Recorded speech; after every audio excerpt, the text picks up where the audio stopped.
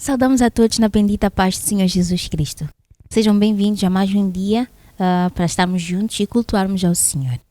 Para iniciarmos, vamos ver uma porção da palavra do Senhor que se encontra na Epístola aos Hebreus, no capítulo 4, os versos 14 a 16.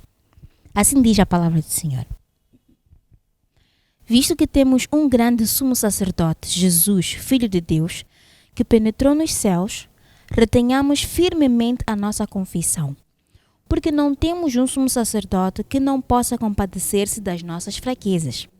Porém, um que, como nós, em tudo foi tentado, mas sem pecado. Cheguemos, pois, com confiança ao trono da graça, para que possamos alcançar misericórdia e achar graça a fim de sermos ajudados em tempo oportuno. Glorificado seja o nome do nosso Senhor Jesus Cristo. Nós temos o Deus conosco, Emmanuel, e Ele sente aquilo que nós sentimos e Ele pode compadecer-se daquilo que nós sentimos. Por isso nós temos a permissão para podermos entrar no Santo dos Santos e falar com Ele e apresentar a Ele as nossas petições. Vamos agora entrar neste momento em oração, pedindo a sua graça e a sua proteção neste momento. Oremos. Senhor, nosso Deus e Pai, glorificado seja o Teu nome. Nós somos totalmente dependentes de Ti e agradecemos-Te imenso por nos permitires poder chegar ao trono da graça com confiança, Senhor. Deus amado, obrigada porque Tu nos permites abrir os nossos corações e podemos falar firmemente aquilo que está dentro de nós. Senhor, nós queremos usar esta oportunidade para exaltar Teu nome, Deus amado, apresentar-Te louvor, apresentar-Te toda a glória que Tu mereces, que só Tu mereces, Deus amado. Convidamos-Te, Senhor, neste momento a fazer parte deste tempo conosco. Fica conosco, Deus Santo, manifesta-te, recebe o louvor e age, Senhor, conforme a Tua vontade, para a exaltação do Teu bendito nome, em nome do Senhor Jesus Cristo. Amém.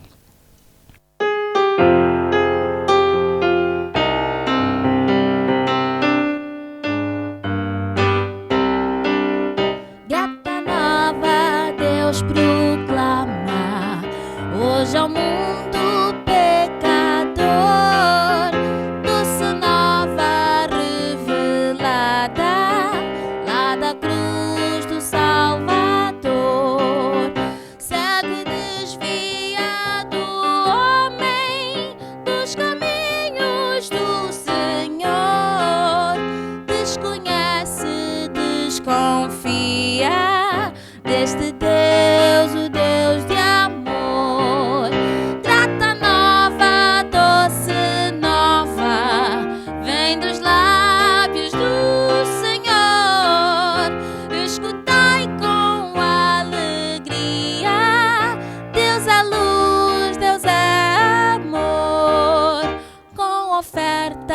Obras mortas, sacrifícios sem valor.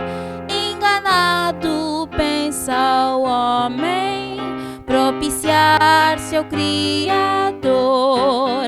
Meios de salvar se inventa, clama e roga em seu favor a supostos mediadores, desprezando Deus de amor. Grata nova, doce nova, vem dos lábios do Senhor. Escutai com alegria, Deus é luz, Deus é amor. Luz divina resplandece, mostra o triste pecador que na cruz estão unidos a justiça e o amor. Fala aos corações feridos, mostra-te Deus Salvador, e sem fim proclamaremos: Deus é luz, Deus é amor. Grata nova, doce nova, vem dos lábios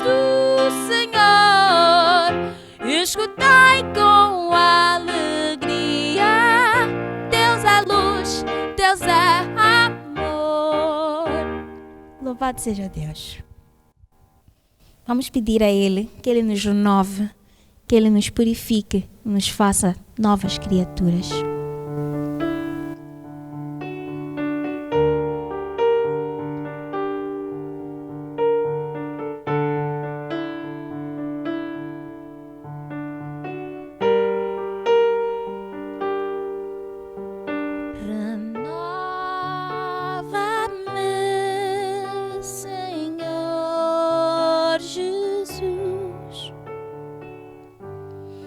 Já não quero ser igual. Renova-me,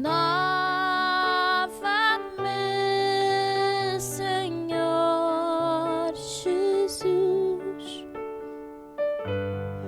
Põe em mim teu coração, porque tudo que há dentro de mim necessita ser mudado, Senhor, porque tudo que há dentro do meu coração necessita mais de ti. Renova-me, renova-me, Senhor Jesus. Eu já não quero ser igual. Renova-me, Senhor Jesus, e põe em mim teu coração, porque tudo que há dentro de mim necessita ser mudado, Senhor, porque tudo que há dentro do meu coração necessita mais de ti, porque tudo que há dentro de mim necessita ser mudado, Senhor, porque tudo que há dentro do meu coração necessita mais de ti. Eu necessito mais de ti. Necessito mais de ti. A minha vida necessita mais de ti. Necessita mais de ti. Senhor, nós precisamos cada vez mais de ti. Deus amado, nós lemos na tua palavra que por amor ao mundo tu enviaste o teu Filho unigênito para que morresse no nosso lugar, e pelas pisaduras deste Cordeiro Imaculado nós teríamos vida, teríamos ressurreição, a morte seria passada para trás, a nossa velha criatura seria deixada para trás. Nós precisamos melhorar, Senhor, nós precisamos estar limpos, nós precisamos de ti, Senhor. Com as nossas próprias forças nós não iremos conseguir, Deus amado. Renova-nos, Senhor. Nós queremos estar cada vez melhores, cada dia melhores. Tu disseste: sede perfeitos, como eu sou perfeito, sede santos, como eu sou santo. Cada dia mais nós buscamos, Senhor, a santificação, a santidade, sem a qual ninguém verá a ti, Senhor. E te adoramos, Deus amado, de coração, Gratos pela tua obra redentora, gratos pelo teu amor por nós, que ninguém mais poderia fazer. Nenhum cabrito, nenhuma galinha poderia servir para purificar os nossos corações de forma como tu fizeste, Senhor. Nós confiamos somente em ti e adoramos ao teu nome, Senhor. De corações abertos, de corações gratos, Senhor. Glorificado sejas tu, Senhor. Aleluia. Baba ungkuluana, Baba ungkuluana,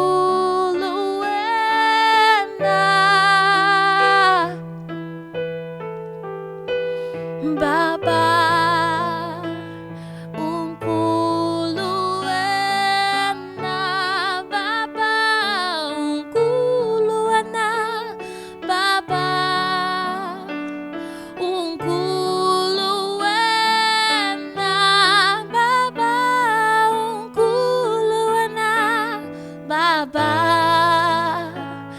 ungkuluana, Baba ungkuluana, Baba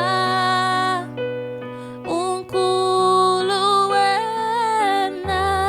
Baba ungkuluana, Baba ungkuluana, itu unisawana, itu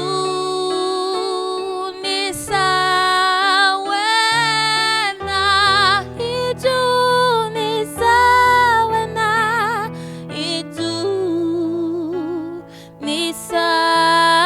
unisawana, iganzelana, iganzela wena, iganzela wena, iganzela wena, Baba ungkuluana, Baba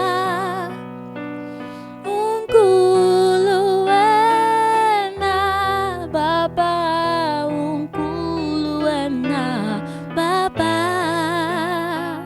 ungkuluana.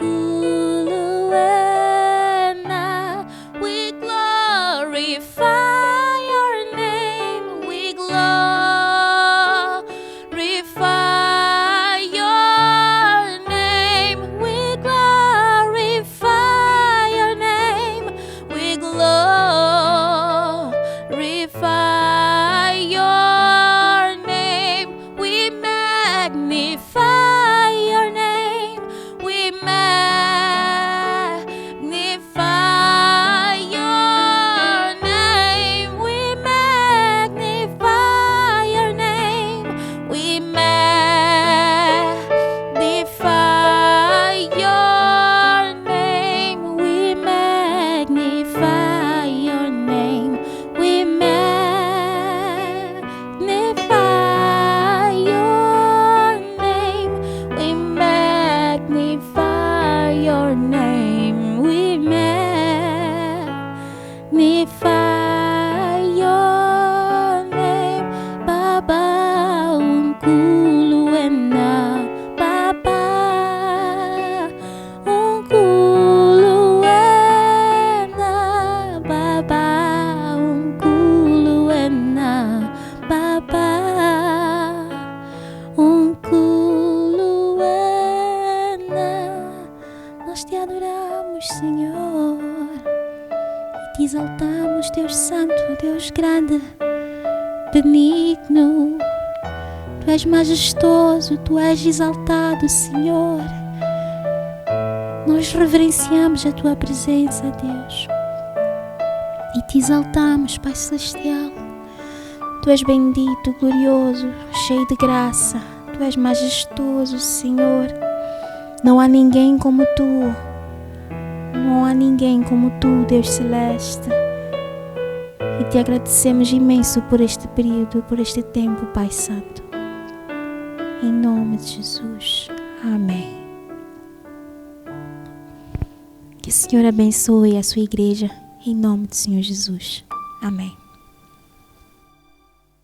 Mais uma vez, desejo saudar a todos os amados irmãos, a querida igreja, com a gloriosa e a bendita paz do Senhor Jesus, que em cada lar, em cada família, reine neste momento a presença maravilhosa do Senhor. Aqueles que estão se preparando, estão sentados em suas casas para, mais uma vez, participarem da mesa do Senhor, que Deus se faça presente como Ele prometeu, na vossa família, no vosso lar, nesse lugar onde os irmãos se encontram.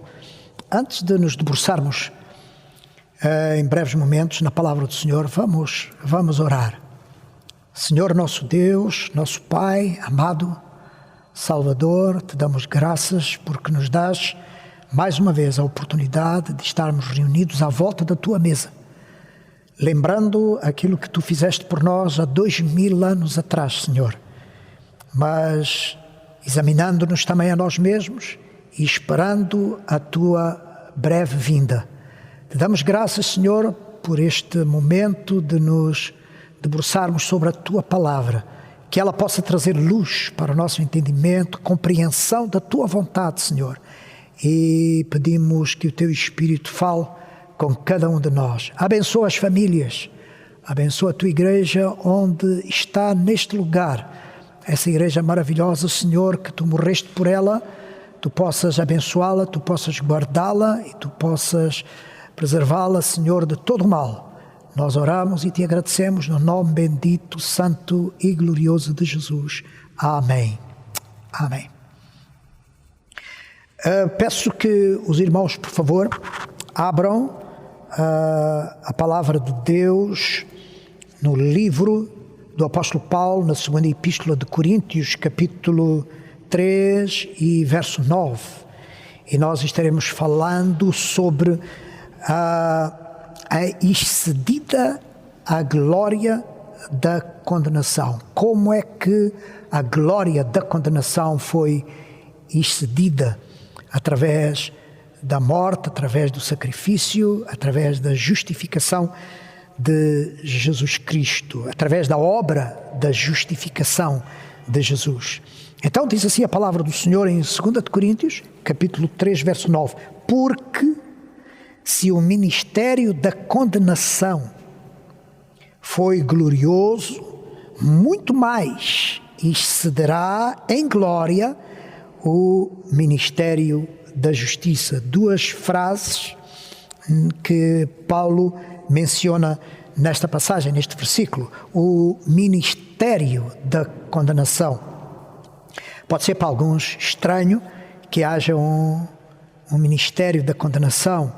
Ninguém com certeza gostaria de ser vocacionado para um ministério de condenação, mas Paulo está a falar o ministério da condenação, e não só ele fala do ministério da condenação, mas ele também diz que este ministério teve glória, ou que esse ministério tem glória, o ministério da condenação. Mas graças a Deus, porque a revelação a Paulo não termina no ministério da condenação, mas diz que há um ministério que excede em glória o ministério da condenação. Graças a Deus por isso. Portanto, o ministério da condenação foi excedido em glória pelo ministério da justiça. Não vamos tirar a glória do ministério da condenação, e com certeza Deus nos fará entender o valor do ministério da condenação. E quando Paulo está a falar do ministério da condenação, não está a generalizar a condenação, está falando da condenação na pessoa de Jesus, a condenação de Jesus, aquilo que levou Jesus a ser crucificado e a morrer a nosso favor. Com certeza que ninguém morrerá nunca como ele. Não haverá outra morte como a morte dele. Por isso é que a sua morte, a sua condenação é um ministério. E graças a Deus por podermos entender isso e podermos perceber não só esse ato no seu acontecimento, mas como esse ato tem tanto valor para a igreja, tem tanto valor para nós hoje. Louvado seja o nome do Senhor, porque eu repito as palavras de Paulo, porque ele foi excedido em glória pelo ministério da justiça. Deixe falar de justiça, porque é disso que nós estaremos falando e estaremos conversando nesta manhã. É acerca de justiça, perceber o lugar da condenação, mas perceber que ele foi excedido pela justiça, graças a Deus por isso. Existem alguns símbolos de justiça. Nós vemos, existe uma estátua no Brasil, em frente ao tribunal, que é uma mulher que tem uma espada na mão e que tem os seus olhos vendados. E os olhos vendados, ao simbolizar justiça, significa que a justiça deve ser feita com imparcialidade, não olhando a quem. Existem leis, existem regras, existem formas de viver, e que se alguém claudica essas formas de viver, deve ser enfrentado ou deve estar frente a frente com aquilo que é justiça, para que a justiça possa dizer se está bem ou se não está bem.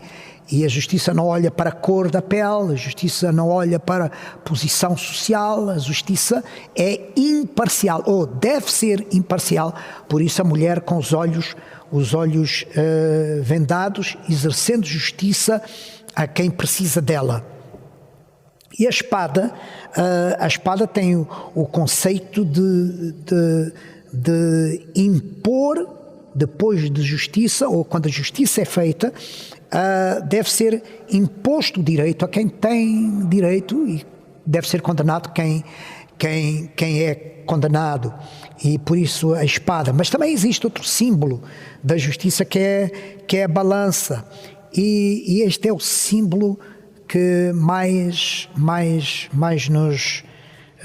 fala conosco acerca do equilíbrio que existe quando a justiça é exercitada, o equilíbrio. Dois pratos na balança, e eles devem ser o trabalho daquilo que julga é equilibrar estes pratos na balança, no sentido dessa tal imparcialidade. E quando essa justiça precisa ser exercida, nós precisamos olhar para ela e perceber todo o contexto dessa justiça. Por que precisamos exercer justiça?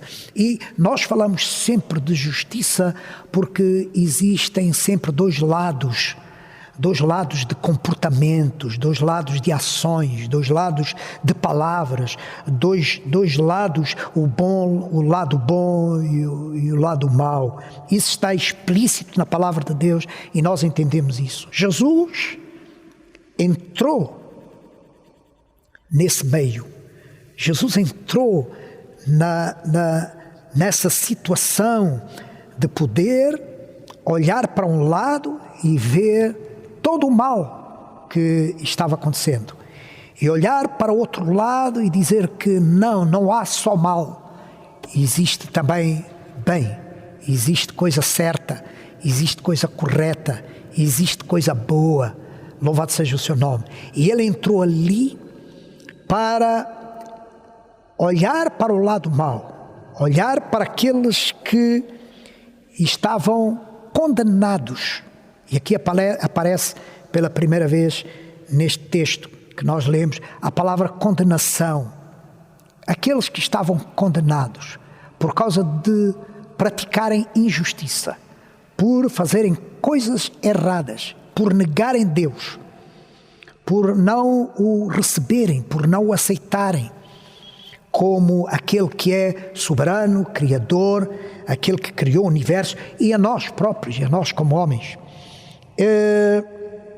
Por terem escolhido o lado errado da vida, por terem escolhido coisa que não está certa no seu viver, no seu proceder, no seu falar, na sua conduta.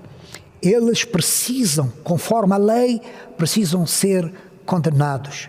E Jesus veio falar de justiça. Quem é ele para falar de justiça? Que razões tem ele para falar de justiça? Para falar de justiça diante de Deus, é necessário não só fazer bem, não só praticar o que é reto, mas para falar de justiça diante de Deus, para justificar, precisa ser justo. Não só fazer coisa boa, mas ser justo. Eu repito, não só fazer, mas ser justo. Ninguém, diz a Bíblia, não há um justo nem um sequer. É assim que a Bíblia diz, não há um justo nem um sequer. Mas acerca dele, acerca de Jesus, a palavra de Deus diz que em tudo foi tentado, mas não pecou, que ele é justo, não só pratica justiça, não é só coerente no que faz, coerente no que diz, imparcial no que faz, imparcial no que diz, mas ele é justo, ele é um ser justo. Louvado seja o nome do Senhor. Mas por que ser condenado? Por que ser condenado? A palavra de Deus, o próprio apóstolo Paulo, diz em 2 Coríntios capítulo 5, verso 21, aquele que não conheceu pecado, o fez pecado, para que nele fôssemos feitos justiça de Deus. Aquele que não conheceu pecado, o fez pecado. Quando nós estamos a falar a glória da condenação, é porque estamos dizendo que ele precisava ter uma condenação diferente de qualquer injusto. Ele precisava ter uma condenação diferente de qualquer pecador. Nós seremos condenados por fazermos injustiça, nós seremos condenados por pecarmos, mas a palavra diz que ele não conheceu o pecado. Por que ser condenado? Se ele não conheceu o pecado, porque Deus permitiu que ele fosse condenado sem ter pecado. É claro isso na palavra de Deus, que ele foi condenado não pelo seu pecado, ele foi condenado pelo nosso pecado. Como poder ser condenado pelo nosso pecado? Fazendo-se pecado por nós. Não pecando, mas fazendo-se pecado por nós. Ele foi condenado porque se fez pecado por nós. Por isso, a condenação dele não é igual à condenação de qualquer homem que peca. A condenação de Jesus não é igual à condenação do pecador. Não. A condenação de Jesus foi a condenação de um justo, foi a condenação de quem não pecou, porque ele era pecado por nós. Ele Deus o fez pecado por nós, para que nele agora vai ser excedida a glória da condenação, porque a sua condenação tem glória. É a única condenação que é gloriosa, é a condenação de Jesus, porque está sendo condenado o justo, porque está sendo condenado quem não tem pecado. Então, a sua condenação tem glória. Por isso Paulo se refere, o ministério da condenação foi glorioso, mas muito mais o ministério da justiça é superiormente glorioso que o ministério da condenação, porque o ministério da justiça de Deus foi feito sobre alguém que não tinha pecado. Louvado seja o nome do Senhor. Ele fez-se pecado para poder ter a maior condenação. A condenação dele não é igual à nossa condenação. Aquele que não conheceu pecado se fez pecado. Porquanto o que era impossível à lei, visto como estava enferma pela carne, diz Paulo em Romanos 8,3, Deus enviando o seu Filho em semelhança da carne do pecado, pelo pecado, e aqui esta palavra é maravilhosa quando nós podemos entender a singularidade da condenação de Jesus, a singularidade do seu ministério, a singularidade da sua morte, a singularidade da sua crucificação. Nós podemos entender quando a Bíblia diz que pelo pecado condenou o pecado. Há um hino que nós cantamos que diz que pela sua morte, a nossa morte morreu. É maravilhoso perceber isto. Pela sua morte, a nossa morte morreu. Por ele se ter feito pecado por nós. Pelo pecado, ele condenou o pecado. Em 1 Pedro 2,22 diz, o qual não cometeu pecado, nem na sua boca se achou engano. No verso 23 diz, o qual quando injuriava, não injuriava, e quando padecia, não ameaçava. A minha pergunta é, somos capazes? E nós vamos perceber, vamos entender, pelo ministério que excedeu o ministério da condenação, nós somos capazes em Cristo de ter este comportamento também.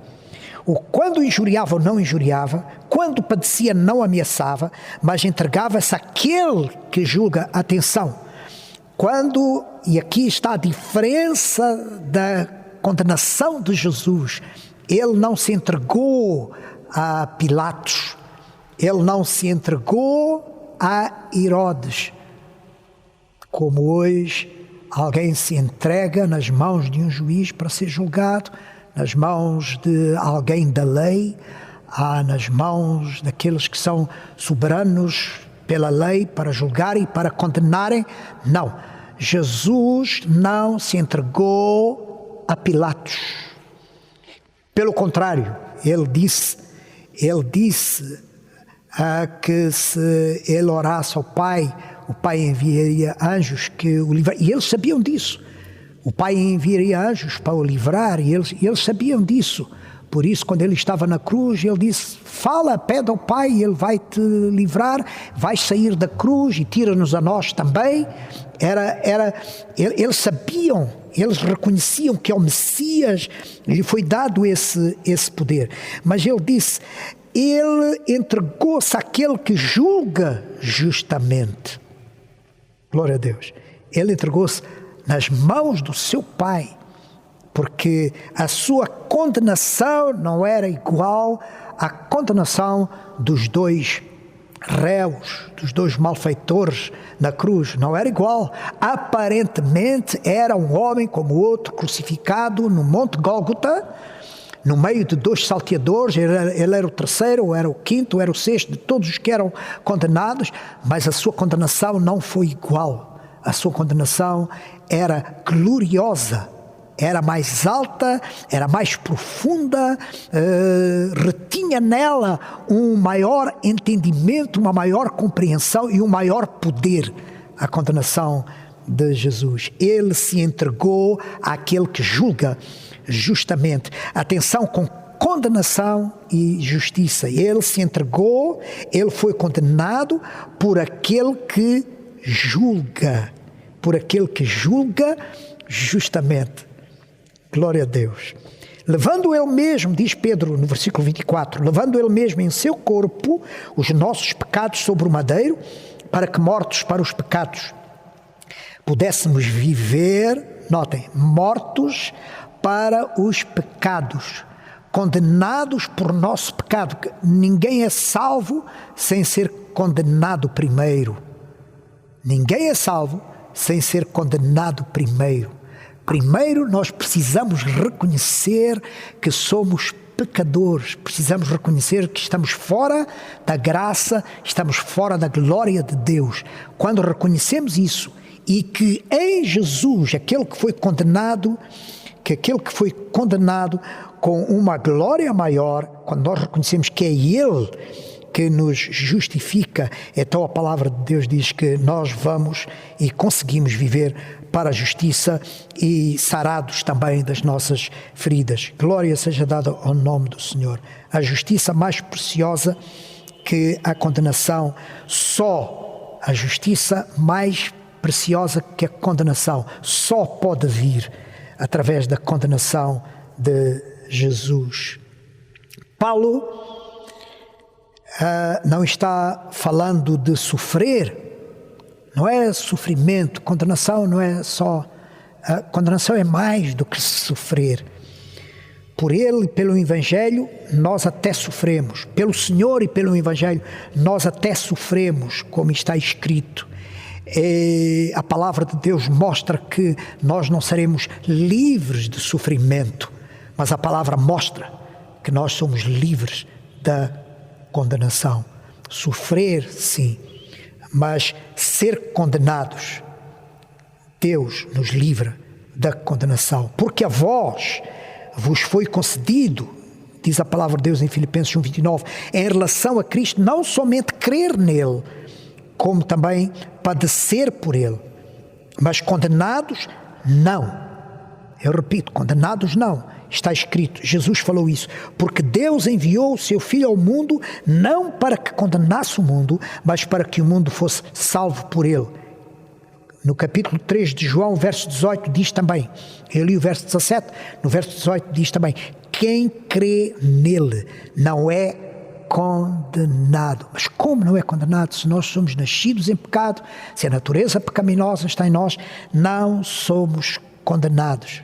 Mas quem não crê já está condenado, já está, não é porque vai ser, já está condenado, porquanto não crê no nome do unigênito Filho de Deus. Eu quando disse que para crer em Jesus nós precisamos ser primeiro condenados, é o que Jesus está dizendo aqui. Quem não crê, quem ainda não crê, já está. A nossa posição quando chegamos ao Senhor, antes de crer nele, já é uma condenação, já é uma posição, uma situação de condenados.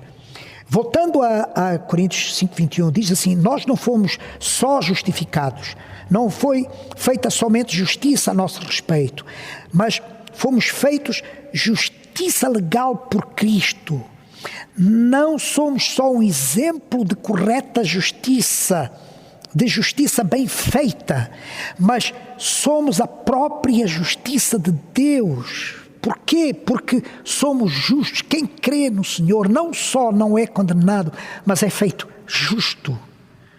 É maravilhoso entender isto, amados. Quando estamos diante desta mesa e lembramos a morte do Senhor, essa condenação gloriosa, com o seu ministério glorioso, mas também com o seu tempo limitado, louvado seja o nome do Senhor. Quando entendemos isto, nós percebemos como é que somos justos, como é que somos justificados e como somos feitos de justiça.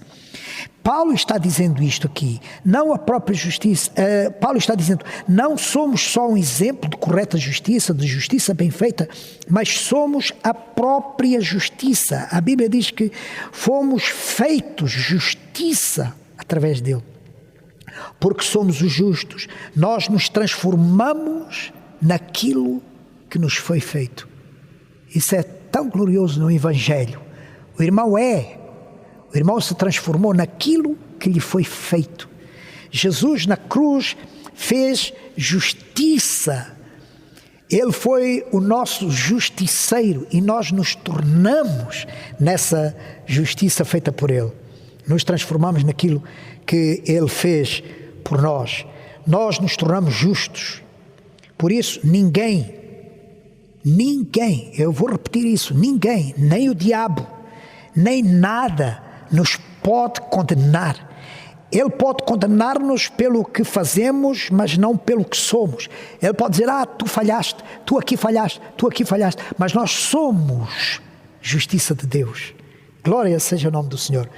Por isso, temos um dia, por causa de sermos justos, um dia por causa desta justiça a qual Deus operou e nos fez, nós seremos tirados deste mundo, nós seremos levados deste mundo.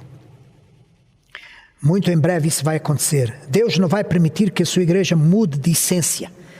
Não é lógico pensar se fizermos bem a alguém, tornamos essa pessoa boa. Mas a palavra de Deus diz que por nós sermos justos, por nós sermos santos, aqueles que estão à nossa volta são beneficiados com essa justiça, são beneficiados com essa santidade, conforme Paulo escreveu em 1 Coríntios, capítulo 7 e verso 14. Agora eu disse, por Deus nos ter feito justos, por Deus nos ter sido, através do seu Filho, condenado em nosso lugar.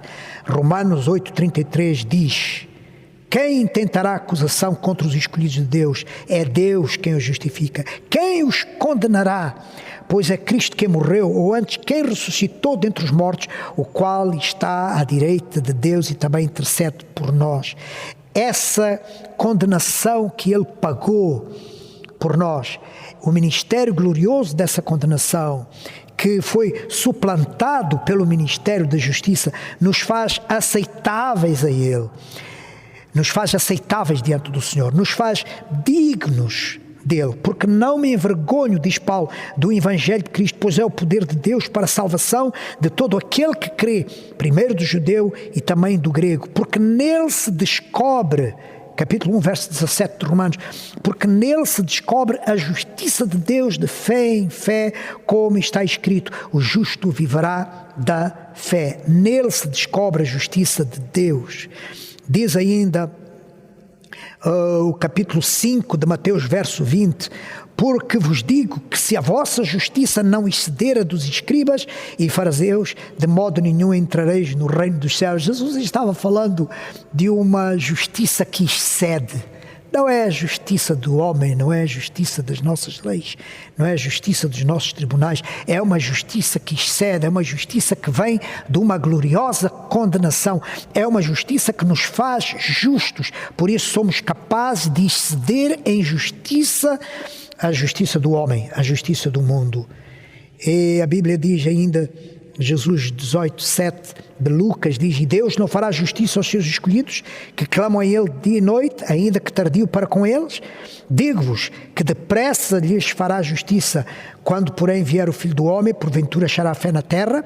Não julgueis, diz João 7,24, segundo a aparência, mas julgueis segundo a reta justiça.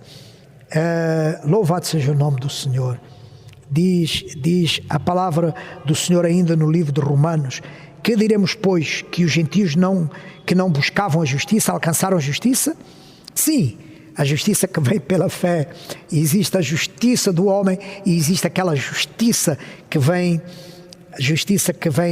de Deus. Nós buscamos justiça e a justiça nos alcançou. A justiça de Deus nos alcançou. Louvado seja o nome do Senhor. A justiça que é pela fé, a justiça que perdoa, a justiça que redime, a justiça que nos faz santos diante de Deus. Porque nós, pelo Espírito da fé, guardamos a esperança da justiça, diz Paulo em Gálatas 5:5.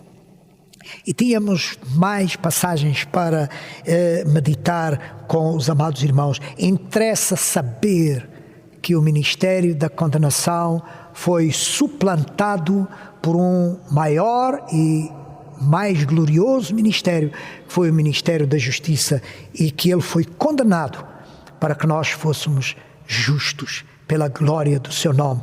E diante da mesa do Senhor nós celebramos isso. Nós dizemos sim, há uma condenação, mas não é uma condenação como qualquer outra. Há uma condenação, mas essa condenação é gloriosa. Essa condenação é o ministério. Por quê? Porque morreu um justo, porque foi crucificado um homem reto, porque foi crucificado um homem sem pecado, para que aqueles que pecam possam chegar com confiança ao trono da sua graça. Por isso, amados, olhando para a mesa do Senhor, nós lemos o que o apóstolo Paulo escreveu acerca do que aconteceu no dia em que o Senhor foi traído. No dia em que ele foi traído, na véspera da sua condenação, ele sentou com os seus discípulos e Paulo disse que ele disse estas palavras. Este cálice, esta condenação, é o novo pacto, é o novo testamento. Quando nós estamos lendo o Novo Testamento, nós estamos lendo o novo pacto. E esse pacto acontece aqui. Quando Jesus disse, este cálice que eu reparto com vocês, este cálice que eu bebo agora com vocês, não era mais do que a sua condenação, não era mais do que a sua morte, não era mais do que a passagem deste pecado pela sua vida, para que ele fosse condenado. Por isso é que, amados, ele não foi condenado por leis terrenas. Nós dizemos que a lei condenou Jesus. Não, ele foi condenado porque ele se fez pecado.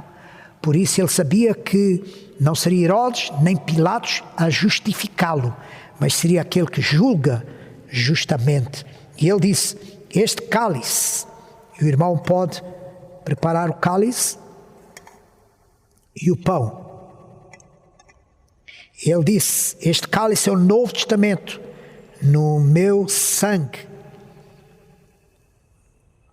E devemos fazer isso, conforme ele ordenou, sempre em memória dele. E ele também disse, este pão que vocês comem em meu nome é o meu corpo que é partido por vós.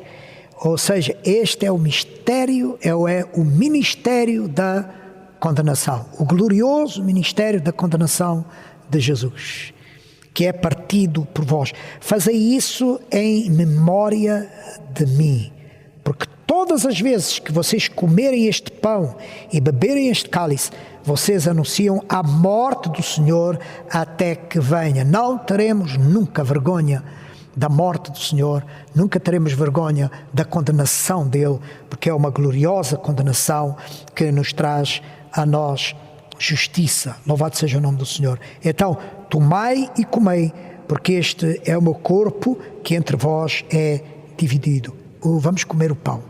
Bem. E todas as vezes que beberes este cálice, que é o meu sangue, fazei isso em memória de mim. Vamos tomar o cálice do Senhor.